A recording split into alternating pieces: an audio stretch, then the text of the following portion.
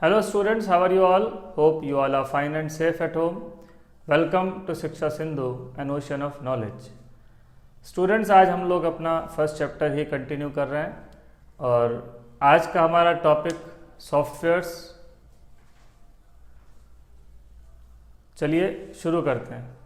Last video में हम लोगों ने बात की थी कैटेगरीज ऑफ सॉफ्टवेयर की। कैटेगरीज ऑफ सॉफ्टवेयर में हमने देखा system software, programming tools, application softwares. तो ये तीन मेजर कैटेगरीज हमने देखी, इनमें हमने सब डिविजन्स देखे। लास्ट वीडियो जो था हमारा, उसका लिंक मैं आपको डिस्क्रिप्शन में और ऊपर आई बटन में भी दे दूंगा, you can go and check there. आज हम बात कर रहे हैं डिस्ट्रीब्यूशन की।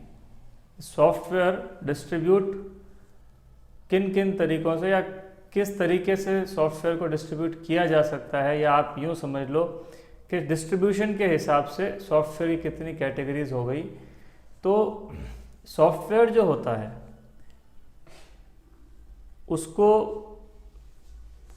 जो डेवलपर है उसकी प्रॉपर्टी माना जाता है, बिकॉज सॉफ्टवेयर डेवलप करने के लिए प्रोग्रामिंग करनी पड़ती है, कोडिंग करनी पड़ती है, और जो चाहे ग्रुप ऑफ पीपल है, चाहे सिंगल इंडिविजुअल कोई है, जो भी इसकी प्रोग्रामिंग करते हैं, कोडिंग करते हैं, सॉफ्टवेयर का डेवलपमेंट करते हैं, उनकी प्रॉपर्टी इसको समझा जाता है।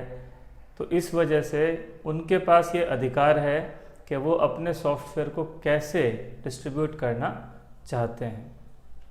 तो उस हिसाब से हमारे पास में तीन कैटेगरीज हैं। पहला हम बात करें तो FOSS फॉस, इसका फुल फॉर्म अगर हम कहेंगे तो free open source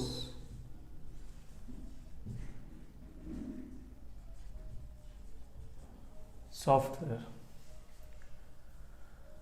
free open source software.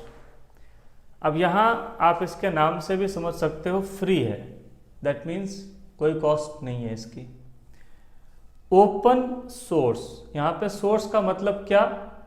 Source का मतलब है प्रोग्राम से। हमने पिछले वीडियो में देखा था कि हम जो प्रोग्राम बनाते हैं उसको हम क्या बोलते हैं? सोर्स कोड बोलते हैं।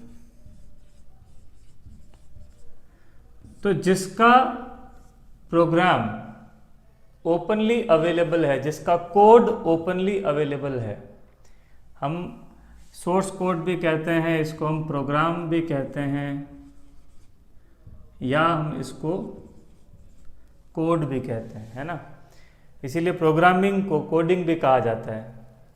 तो कई बार आपने सुना होगा कोडिंग, हम सुनते हैं कोडिंग क्लास या कोडिंग कर रहे हैं, तो कोडिंग का मतलब प्रोग्रामिंग से ही है।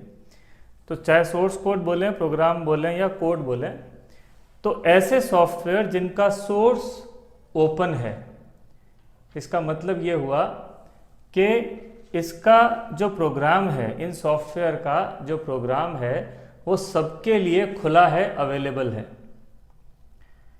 कोई भी डेवलपर अगर चाहे तो इस प्रोग्राम को लेकर उसमें कुछ चेंजेस करके इन सॉफ्टवेयर को अपने हिसाब से यूज़ कर सकता है, और अगर परमिटेड है तो उसको रीडिस्ट्रीब्यूट भी कर सकता है। तो ऐसे सॉफ्टवेयर्स को ओपन सोर्स सॉफ्टवेयर कहते हैं। OSS भी कहते हैं इसको, हम शॉर्ट में इसको OSS भी कहते हैं, ओपन सोर्स सॉफ्टवेयर। तो इनकी कोई कॉस्ट नहीं होती, ये जनरली ग्रुप्स में बनते हैं और फ्री हैं सबके लिए। कोई भी डेवलपर चाहे इसका कोड ले सकता है, उसमें चेंजेस कर सकता है और उसको रीडिस्ट्रीब्यूट भी कर सकता है। तो these are free software, free open source software, right. दूसरी जो हमारी कैटेगरी है वो है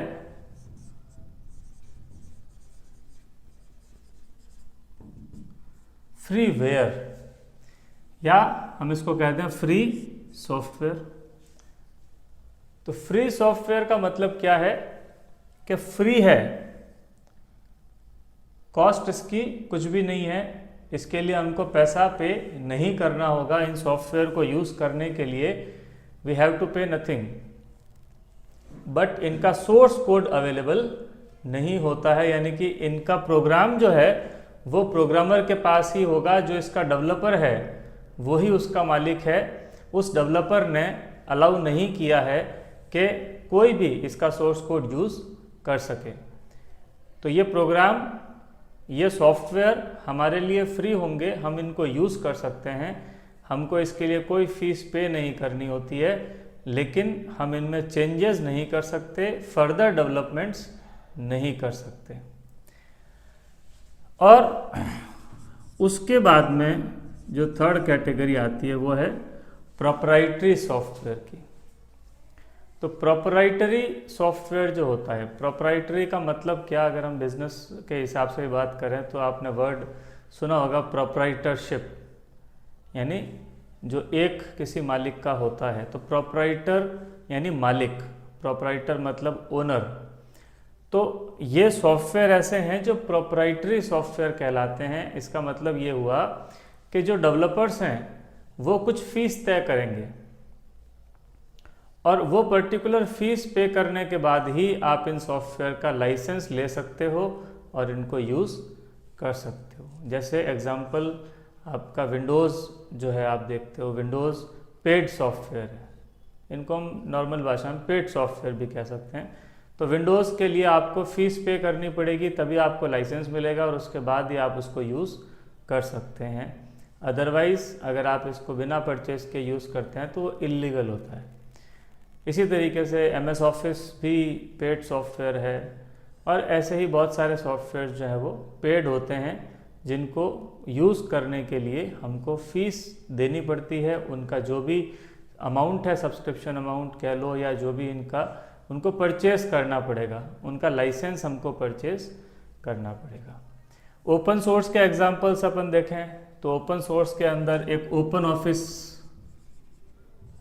करके एक पैकेज आता है जो MS ऑफिस की तरह ही काम करता है। ये ओपन ऑफिस जो है MS ऑफिस के जैसा ही काम करता है और फ्री है, ओपन है। इसी तरीके से आपका जो पाइथन हम आगे पढ़ने वाले हैं, एक लाइबर ऑफिस यहाँ पर है, ये भी ओपन सोर्स है।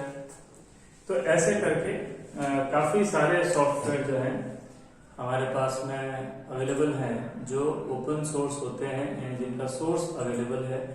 बहुत सी ऐसी एजेंसीज, बहुत से ऐसे इंस्टीट्यूशंस, ऐसी ऑर्गेनाइजेशंस हैं जो ओपन सोर्स सॉफ्टवेयर्स के ऊपर काम करती हैं। इनको ज़्यादा से ज़्यादा डिस्ट्रीब्यूट करने की कोशिश करती हैं, इन लोगों को एनकरेज करना, उनको एजुकेट करना उनका काम रहता है, ताकि ज़्यादा लोग ओपन सॉफ्टवेयर का यूज़ कर सकें।